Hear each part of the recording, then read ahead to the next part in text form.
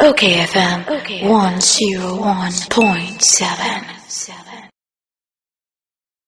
Owura Bernard Ntwibuosi ako chairman Edema Ashanti Region MPP. Wobane mrane se chama wuntumi governor of Ashanti. Governor of Ashanti me moache. Mejoso bro yedehye Aboko de. Akopadom ene opa bonti nana kwame.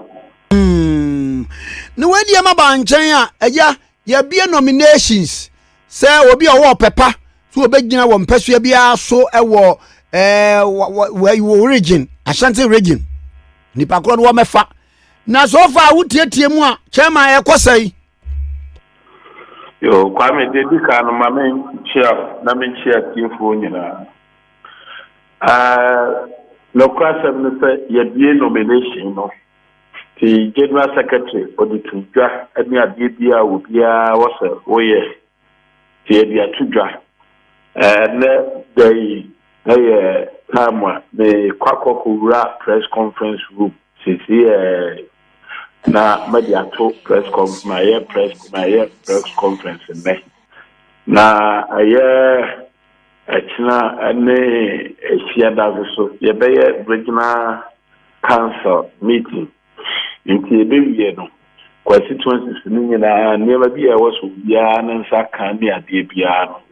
no nsa abeka nti ade a bia no eye boko wasante bantem na chama press conference no eginade be so yene let your vote count for na yakabomu a ye kwakọ kasa bia kire asante ban Ghana man. No when today chebia you so can you fancy can you bias and to be named sister stations nibi wa hadintino yes e be bia na ade a mo beti to be come as be bra wa hwe na kwame na be na ya tumu ede today chebia no in fact be 10 o'clock Georgia hotel ade a mo beti en ka gidi said a trust have me kasa de chiwo we as a said we yedi osuma mi na dwuma no eno abi na was kwame me de me kasa da ba wi de metu ayi a na wo kan for aye lava for na e kasa omon fa kit na omon fa first aid in fam na bia kwame me de ka ho ye yi me say ebi wo kora bia na duro na spy spy enipa no want to be hunu spy no de koma wo pipa ebema ni pakoro ya ze no ayemo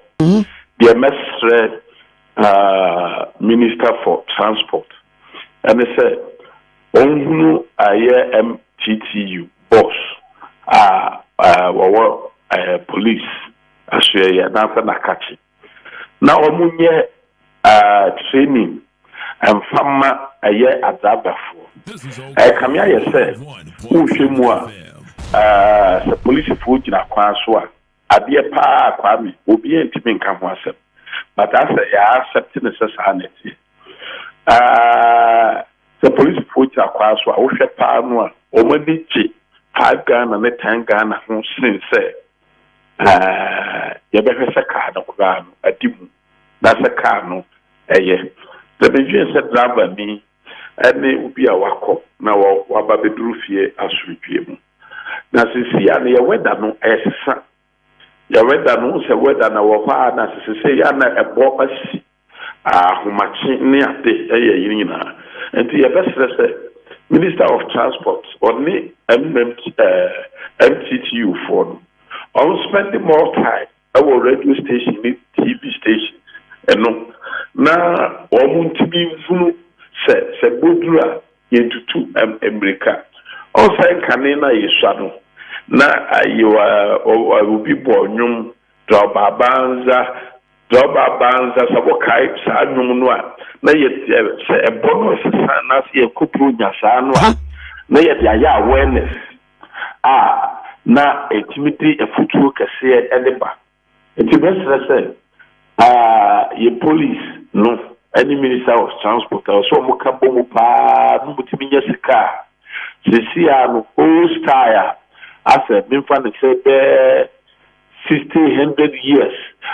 police for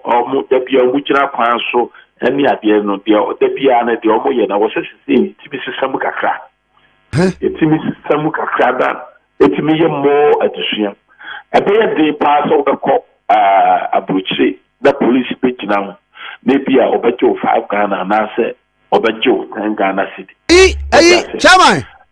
yes na say kwa de mi hu bibi wo Las Vegas de oma ye ne say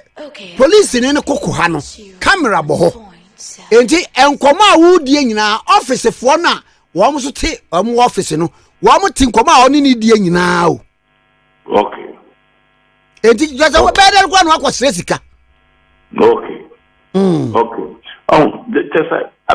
be a big group be say if you police ni do by say wudi be a 5 Ghana or dey check that been land man as a people people no the amount a big group be no ubo sa hwe ya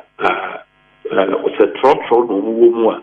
o mu nyina be sise o match because now no smartphones ni ade a aban won hwe be gu anu ase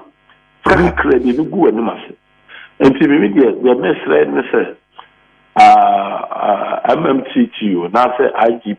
or name Minister of Transport omon pe found be that's a buying minimum buying a bon homo de empire or ya buy na na do dan kwaku fo ado otimi ato gadgets be breed the amawo ma the ama police for so no watimi ato cars be breed the amawo mu cars ne de chairman ABC da 3 years ni car ye de abre ye posifo eye 600 yes na see no the aka say the aka say minimum say aye akatua no so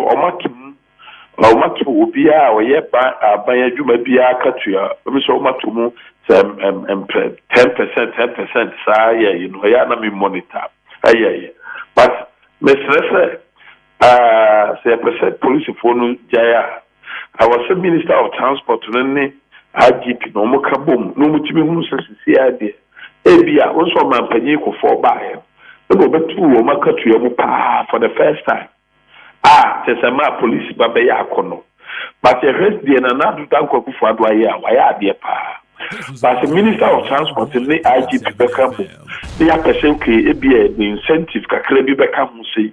and this is here the policy for omunjai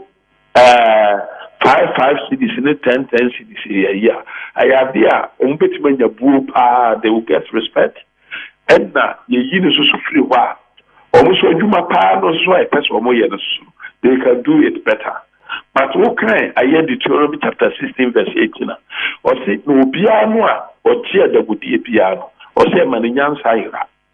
what I say if you accept gifts you know it will reduce your thinking or your wisdom what I say and you know say I be say betimanya incentive kakra be because police for who here pa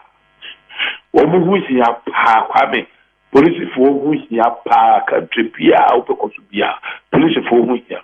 ye bo ma ba so wo dwuma a o mo ye ye bo ma ba so but I say e kan kakra aka mo anu de ade a be say yentimi nwe hu ni yin free okra mfama o we ni me so me contribution me metimi akafa Okay FM 101.7